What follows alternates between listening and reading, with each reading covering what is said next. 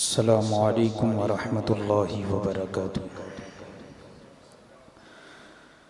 نحمده ونصلي ونسلم على رسوله الكريم، اما بعد فاعوذ باللہ من الشیطان الرجیم، بسم اللہ الرحمن الرحیم۔ وعلمك ما لم تكن تعلم وكان فضل الله عليك عظيما۔ صدق اللہ مولانا العظیم وبلغنا رسوله النبی الامین الکریم، ونحن على ذلك لمن الشاہدین والشاکرین والحمد للہ رب العالمین۔ آئیے سب سے پہلے آقائے نامدار مدنی تاجدار روحی فدا جناب احمد مجتبیٰ محمد مصطفیٰ صلی اللہ تعالیٰ علیہ وسلم کی بارگاہ بے کس پناہ میں ہدیہ درود نچھاور کریں۔ اللہم صلی علی سیدنا و مولانا محمد معدن الجود والکرم وعلی آلہ واصحابہ وبارک وسلم صلاة و سلاما علیک یا سیدی یا رسول اللہ صلی اللہ تعالیٰ علیہ وسلم۔ تمہید ایمان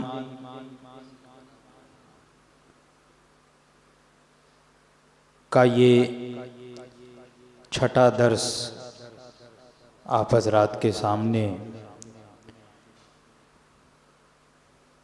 یہ فقیر لے کر حاضر ہے۔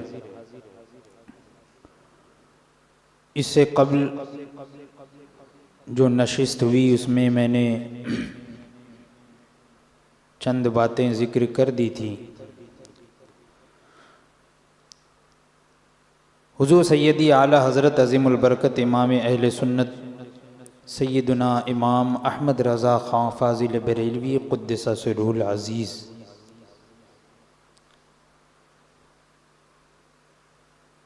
وہ لوگ جو کہ ایمان اور اسلام کا چولا پہنے ہوئے مسلمانوں کو گمراہ کرنے میں لگے تھے،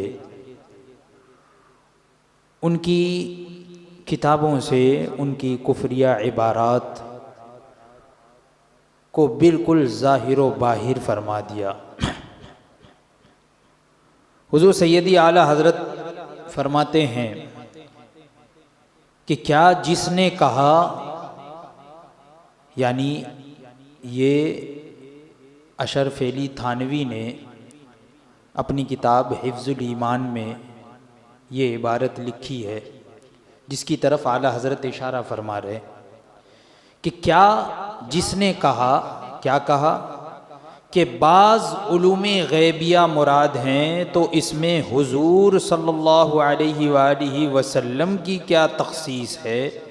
ایسا علم غیب تو زید و عمر بلکہ ہر صبی و مجنون بلکہ جمیع حیوانات و بہائم کے لیے بھی حاصل ہے۔ اس نے کیا کہا؟ آپ اس عبارت سے ہی آپ نے جان لیا۔ اگر اس میں کچھ مشکل الفاظ ہیں تو میں واضح کر دیتا ہوں کہ اس بدبخت نے یہ کہا کہ اگر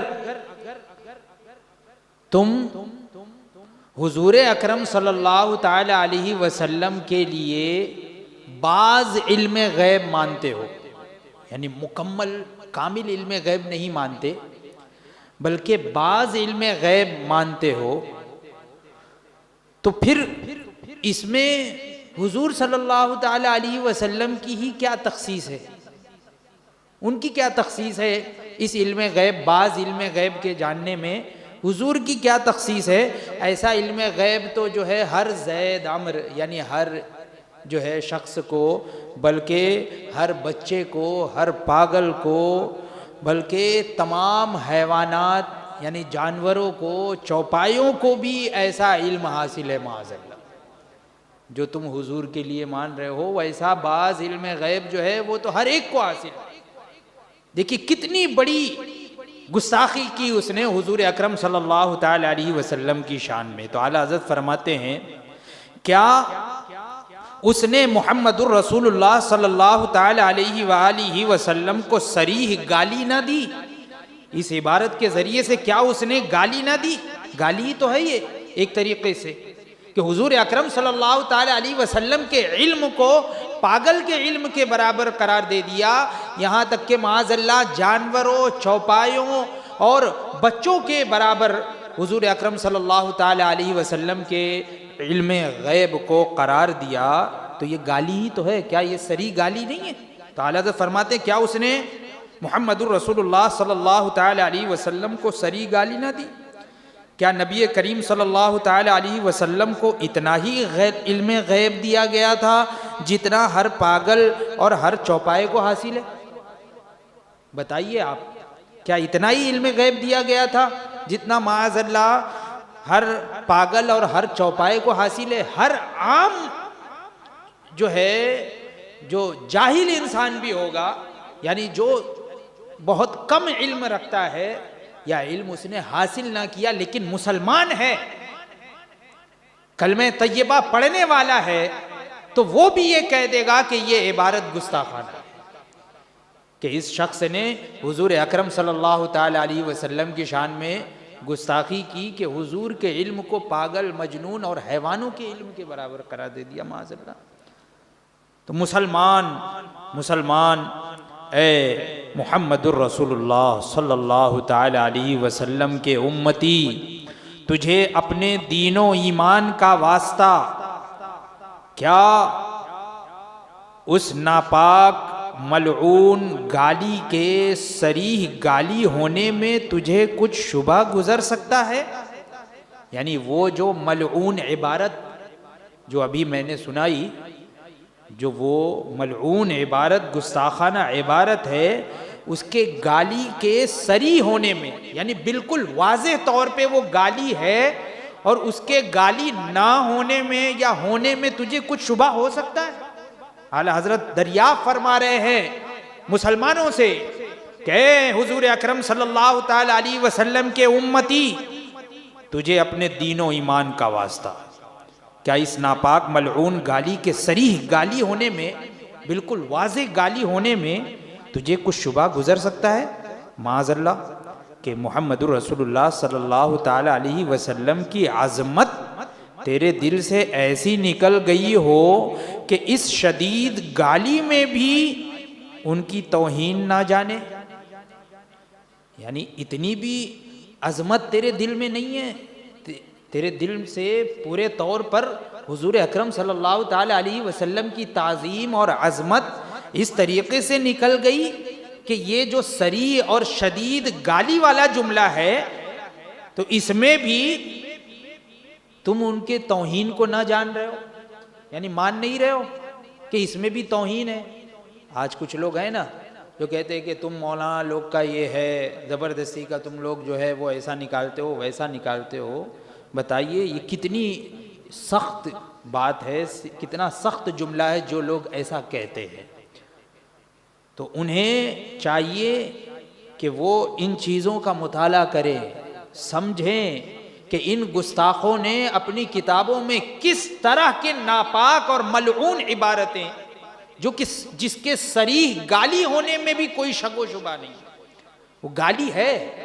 میں نے اس سے پہلے بتایا تھا، مثال دے کر بھی آپ حضرات کو میں نے بتایا تھا کہ اگر یہی جملہ اس کے لیے آپ بول دو اور دیکھو کہ اس کا چہرہ بدلتا ہے یا نہیں، اسے ناگوار گزرتا ہے یا نہیں، اسے کہہ دو کہ تم جو ہے وہ جانوروں کی طرح علم رکھتے ہو، تمہارا سوچنا اور سمجھنا کتوں کی طرح ہے، سور کی طرح ہے، اس طریقے سے اگر کسی کو کہہ دو تو اس پہ ناگوار گزرے گا یا نہیں گزرے گا؟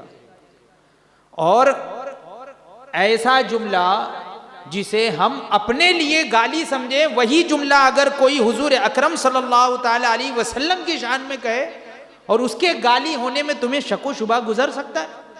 اعلیٰ حضرت جھنجھوڑ رہے ہیں مسلمانوں کو کہ اے مسلمانوں بیدار ہو جاؤ، اپنی آنکھیں کھول لو، سونا جنگل رات اندھیری چھائی بدلی کالی ہے، سونے والوں جاگتے رہیو چوروں کی رکھوالی ہے۔ یہی وہ چور ہے جو کہ ایمان کے چور ہیں۔ تو اے سونے والو، اے غفلت کی نیند میں سونے والے بھولے بھالے سنی مسلمانوں، جو غفلت کی نیند میں ابھی سو رہے ہو تو جاگ جاؤ، یہ چوروں کی رکھوالی ہے۔ دیکھو یہ رکھوالے، یہ مولوی نما، یہ عالم نما، یعنی عالم کہلانے والے، مولانا کہلانے والے اپنے آپ کو، یہ رکھوالے ہی تو ہیں۔ بھئی عام طور پہ عوام اپنے دین کا رکھوالا کسے سمجھتی ہے؟ عالم کو ہی تو سمجھتی ہے۔ تو اعلیٰ حضرت اسی کی طرف اشارہ کر رہے ہیں، سونے والو جاگتے رہیو، چوروں کی رکھوالی ہے۔ یعنی یہ جو رکھوالے بن کے گھوم رہے ہیں نا تمہارے سامنے، یہ خود چور ہے، تمہارے ایمان کو چرا رہے ہیں۔ وہ اس طاق میں ہے کہ کس طریقے سے تمہارے دل سے نور ایمان نکال لے جائے۔ تو اے مسلمانوں غور کرو، فرماتے ہیں کہ اور اگر اب بھی تجھے اعتبار نہ آئے تو انہی گستاخوں سے پوچھ دیکھ کہ آیا تمہیں اور تمہارے استادوں پیر جیوں کو کہہ سکتے ہیں؟ انہی سے پوچھ لو کہ کیا تمہارے استادوں کو ایسا کہہ سکتے ہو؟ تمہارے پیروں کو ایسا کہہ سکتے ہو؟ تمہارے بزرگوں کو تم ایسا کہہ سکتے ہو کیا کہ اے فلاں تجھے اتنا ہی علم ہے جتنا سور کو ہے؟ اس طریقے سے کیا تم اپنے استاد کو کہہ سکتے ہو؟ انہی سے پوچھو کہ تم اپنے استاد یا اپنے پیر کو تم اس طرح کہہ سکتے ہو کہ اے فلاں حضرت آپ کا علم تو سور کے برابر ہے، کیا تم ایسا کہہ سکتے ہو؟ اعلیٰ حضرت فرمایا اتنا ہی علم ہے جتنا سور کو ہے۔ تیرے استاد کو ایسا ہی علم تھا جیسے کتے کو ہے۔ اگر اسی طریقے سے کیا تم کہہ سکتے ہو تیرے پیر کو اسی قدر علم تھا جس قدر گدھے کو ہے؟ اتنا ہی علم تھا جتنا گدھے کو ہے، گدھے کو، یا مختصر طور پر اتنا ہی ہو کہ او علم میں الو، گدھے، کتے، اس طریقے سے کیا تم کہہ سکتے ہو اپنے بڑوں کو؟ ارے اپنے بڑوں کو کیا، چھوٹوں کو بھی نہیں کہہ سکتے ہو تم؟ چھوٹے کو بھی اگر کہو گے تو وہ بھی گالی ہی سمجھے گا، بڑے کی بات تو الگ ہے کہ اپنے تم استاد سے کہو، اپنے پیر سے کہو، اپنے بزرگ سے تم یہ کہو کہ او علم میں الو، علم میں گدھے، علم میں کتے، اس طریقے سے تم پکارو ان کو؟ کیا پکار سکتے ہو اپنے استاد کو؟ فرماتے ہیں کہ اس طریقے سے کہ او سور کے ہمسرو، اس طریقے سے کہ علم میں سور کے برابر، کتے کے برابر، کیا اس طریقے سے تم کہہ سکتے ہو؟ دیکھو تو وہ اس میں اپنی اور اپنے استاد پیر کی توہین سمجھتے ہیں یا نہیں؟ فرماتے ہیں قطعاً سمجھیں گے، ضرور سمجھیں گے۔ ایسا ہی اگر ان کے استاد یا پیر کے لیے کہو تو وہ سمجھتے ہیں یا نہیں؟ قطعاً سمجھیں گے، وہ توہین سمجھیں گے، ضرور سمجھیں گے، اور قابو پائیں تو سر ہو جائیں۔ یعنی اگر قابو پا لے، تھوڑا سا جو ہے وہ کنٹرول کر لیں، اگر تم ان کو سور کہہ دو، کتا کہہ دو، الو کہہ دو، گدھا کہہ دو تو چلو ٹھیک ہے، وہ قابو پائیں، یعنی اگر کنٹرول بھی کر لیں تو سر ہو جائیں، سر ہو جائیں یعنی پیچھے پڑ جائے، کسی طریقے سے پیچھے پڑ جائے کہ اس نے جو ہے وہ مجھے گالی دی تو میں نہیں چھوڑوں گا، اس طریقے سے کم وہ دل میں تو رکھے گا، بھلے ہی سامنے جو ہے وہ ظاہر نہ کرے۔ تو اعلیٰ حضرت فرماتے ہیں اور قابو پائیں تو سر ہو جائیں۔ پھر کیا سبب ہے کہ جو کلمہ ان کے حق میں توہین و کسر شان ہو، یعنی جو کلمہ، جو بات، جو عبارت ان کے حق میں اگر بولی جائے تو وہ توہین ہے، وہ اہانت ہے، وہ کسر شان ہے، یعنی ان کی شان کو گھٹانا ہے وہاں پہ۔ وہی کلمہ اگر ان کے لیے، ان کے پیروں کے لیے، ان کے استادوں کے لیے اگر کہا جائے تو ان کے حق میں توہین ہو جائے، شان کا گھٹنا ہو جائے، کسر شان ہو، محمد الرسول اللہ صلی اللہ تعالی علیہ وسلم کی توہین نہ ہو۔ وہی جملہ اگر حضور کی شان میں کہو تو وہ توہین نہ ہو، اور ان کے لیے کہہ دو تو توہین ہو جائے۔ کیا عجب بات ہے، کیا معاذ اللہ، ان کی عظمت ان سے بھی گئی گزری ہے، معاذ اللہ۔ کیا حضور اکرم صلی اللہ تعالی علیہ وسلم کی عظمت، ان کی تعظیم یہ ان سے بھی گئی گزری ہے کہ انہیں اگر کہہ دو تو توہین اپنے لیے سمجھیں، اور وہی بات اگر حضور کے لیے کہی جائے تو اسے توہین نہ سمجھے؟ تو کیا معاذ اللہ حضور کی عظمت ان سے بھی گئی گزری ہو گئی؟ اعلیٰ حضرت کس طریقے سے مسلمانوں کو جھنجھوڑ کر اور جگا رہے ہیں کہ اب بھی وقت ہے، جاگ جاؤ، اب بھی تم باحیات ہو، اس دنیا میں ہو، اب بھی ان سے میل جول قطع کرو، ان سے تعلق ختم کرو، کہ دیکھو کس طریقے سے ان کی عبارتیں ملعون ہیں، کیسی گستاخانہ عبارت ہے، کیسی گالیاں بکی ہیں ان لوگوں نے حضور اکرم صلی اللہ تعالی علیہ وسلم کی شان میں، اور آج تم انہی سے تعلق رکھ رہے ہو، انہی سے دوستی رکھ رہے ہو، انہی سے صلح کر رہے ہو کہ نہیں سب بھائی بھائی ہے، سب دوست ہے۔ یہ کفر تک، یہ منجر الی الکفر ہے، کفر تک لے جانے والی چیز ہے، کہ ہو سکتا ہے کہ اس کی وجہ سے آدمی کافر بھی ہو جائے۔ اسی کا نام صلح کلیت ہے، صلح کلیت، یعنی ہاں بھائی یہ بھی صحیح وہ بھی صحیح، یہی اسی کا نام صلح کلیت ہے۔ تو اگر عقیدتاً وہ مان لے، صحیح سمجھ لے، تو وہ بھی کافر ہو جائے گا، یعنی اس کو اگر مسلمان سمجھا، ایسی گستاخی کرنے والے کو یا اس کے ماننے والے کو بھی اگر کسی نے مسلمان سمجھا تو وہ بھی کافر ہو سکتا ہے۔ تو اس لیے اعلیٰ حضرت مسلمانوں کا بھلا چاہ رہے ہیں، آپ جھنجھوڑ رہے ہیں، جگا رہے ہیں کہ اب بھی جاگ جاؤ، اپنی آنکھیں کھولو۔ فرماتے ہیں کہ کیا اسی کا نام ایمان ہے؟ کیا اسی کا نام ایمان ہے؟ یعنی اپنے لیے وہ چیز تم توہین کی سمجھو اور حضور کے لیے جو ہے معاذ اللہ توہین کی نہ سمجھو، کیا اسی کا نام ایمان ہے؟ سیدی اعلیٰ حضرت فرماتے ہیں کہ کیا معاذ اللہ ان کی عظمت ان سے بھی گئی گزری ہے، یعنی حضور اکرم صلی اللہ تعالی علیہ وسلم کی عظمت یہ ان لوگوں سے بھی زیادہ گئی گزری ہے؟ کیا اسی کا نام ایمان ہے؟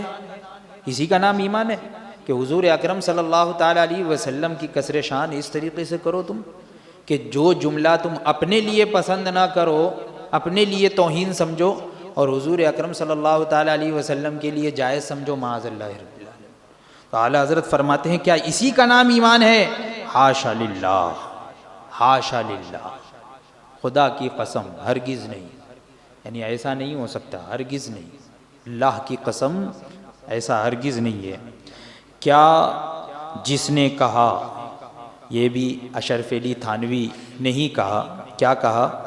اعلیٰ حضرت فرماتے ہیں کیا جس نے کہا، کیا کہا کہ کیونکہ ہر شخص کو کسی نہ کسی ایسی بات کا علم ہوتا ہے جو دوسرے شخص سے مخفی ہے، یعنی اس نے دلیل میں بھی پیش کر دیا، دلیل پیش کر رہا ہے اشرف علی تھانوی کہ بعض علوم غیبیہ، تو اب بعض علوم غیبیہ میں حضور ہی کی کیا تخصیص معاذ اللہ، تو آگے اب دلیل میں کیا پیش کر رہا ہے؟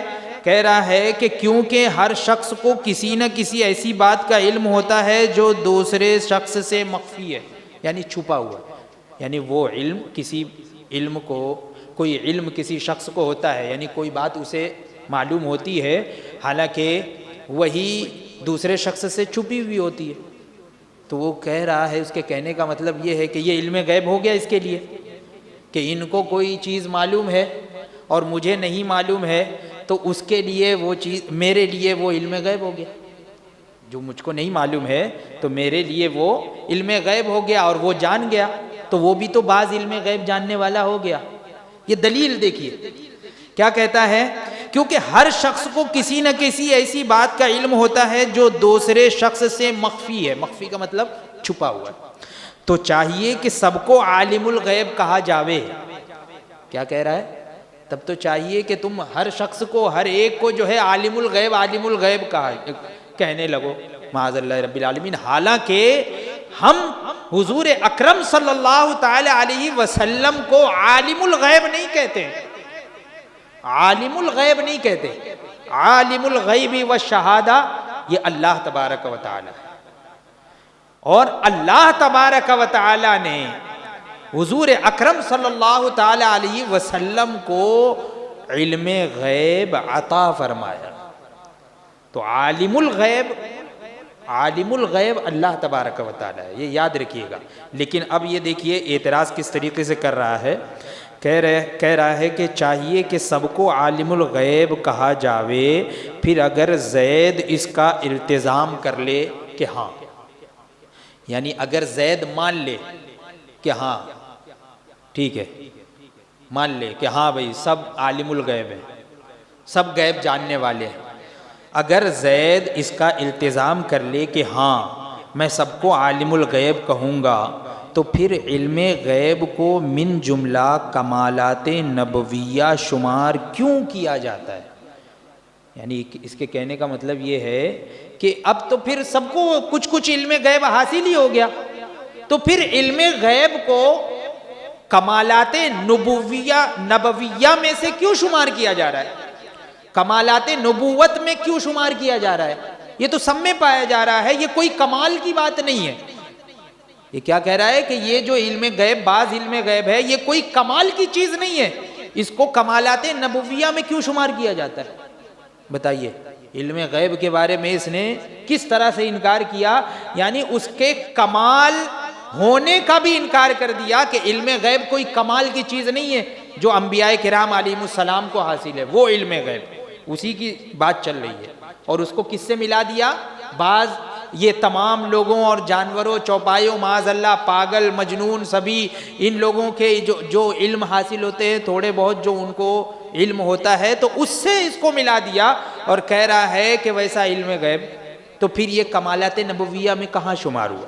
تو اعلیٰ حضرت فرماتے ہیں کہ وہی اس بدبخت کی عبارت یہاں پر ذکر فرما رہے ہیں اعلیٰ حضرت کہ تو پھر علم غیب کو من جملہ کمالات نبویہ شمار کیوں کیا جاتا ہے جس امر میں مومن بلکہ انسان کی بھی خصوصیت نہ ہو؟ یعنی ایسا علم غیب کہ جس میں مومن کی کیا خصوصیت، انسان کی بھی خصوصیت نہیں ہے معاذ اللہ، یعنی جانوروں کو بھی یہ ہے حاصل، انسان کی بھی خصوصیت نہیں ہے، اور تم جو ہے اس کو انبیاء کرام کے ساتھ مان رہے ہو. دیکھیے کتنا بڑا گستاخ. وہ کمالات نبویہ سے کب ہو سکتا ہے؟ یہ ہے اس کی عبارت. اور اگر التزام نہ کیا جاوے تو نبی غیر نبی میں وجہ فرق بیان کرنا ضرور ہے. یعنی اگر تم نہ مانو بعض علم غیب، اگر نہ مانو تو پھر نبی اور غیر نبی میں فرق کی وجہ بیان کرنا اب تم پر ہی لازم ہے. اب تم پر ضروری ہو گیا کہ تم نبی اور غیر نبی میں فرق کی وجہ بیان کرو. یعنی معاذ اللہ اس کے نزدیک جو ہے نبی اور غیر نبی سب برابر. کیا کہہ رہا ہے کہ اگر التزام نہ کیا جاوے، یعنی اگر یہ چیز تم نہ مانو، اس کا اقرار اگر نہ کرو، تو پھر نبی غیر نبی میں وجہ فرق بیان کرنا ضرور ہے. انتہا. یہاں پر عبارت مکمل ہو گئی اس بدبخت کی. اب اعلیٰ حضرت فرماتے ہیں کیا رسول اللہ صلی اللہ تعالی علیہ وآلہ وسلم اور جانوروں پاگلوں میں فرق نہ جاننے والا حضور کو گالی نہیں دیتا؟ یعنی یہاں پہ یہ کیا کہہ رہا ہے آخر میں کہ نبی غیر نبی میں وجہ فرق بیان کرنا یہ ضرور ہے. یعنی اس کے نزدیک کوئی فرق نہیں ہے معاذ اللہ، جانوروں، چوپایوں اور انبیاء کرام علیہم السلام کے درمیان کوئی فرق ہی نہیں ہے. تو اعلیٰ حضرت فرماتے ہیں کیا رسول اللہ صلی اللہ تعالی علیہ وآلہ وسلم اور جانوروں پاگلوں میں فرق نہ جاننے والا حضور کو گالی نہیں دے رہا ہے؟ حضور کو گالی نہیں دیتا کہ کوئی فرق ہی نہیں جان رہا ہے، تو پھر یہ حضور کو گالی دینا ہوا نا. کیا اس نے اللہ عز و جل کے کلام کا صراحتاً رد و ابطال نہ کر دیا کہ اللہ تبارک و تعالیٰ نے جا بجا قرآن پاک میں حضور اکرم صلی اللہ تعالی علیہ وسلم و دیگر انبیاء کرام علیہم السلام کے علم، اور ایسا علم کہ جس کی فضیلت کو اللہ تبارک و تعالیٰ نے بیان فرمایا ہے، تو کیا اس نے ان انبیاء کرام علیہم السلام کے علم کا رد نہیں کیا، اس کا انکار نہیں کیا، اس کو باطل نہیں قرار دیا؟ اور اللہ تبارک و تعالیٰ نے کس طریقے سے اپنے محبوبان بارگاہ انبیاء کرام علیہم السلام کے بارے میں اور ان کے علم کی شان کو کس طریقے سے قرآن پاک میں بیان فرمایا ہے، انشاءاللہ تبارک و تعالی آئندہ کے درس میں تفصیل کے ساتھ وہ ذکر ہوگا۔ اللہ تبارک و تعالی ہم تمام لوگوں کے عقیدے اور ایمان کی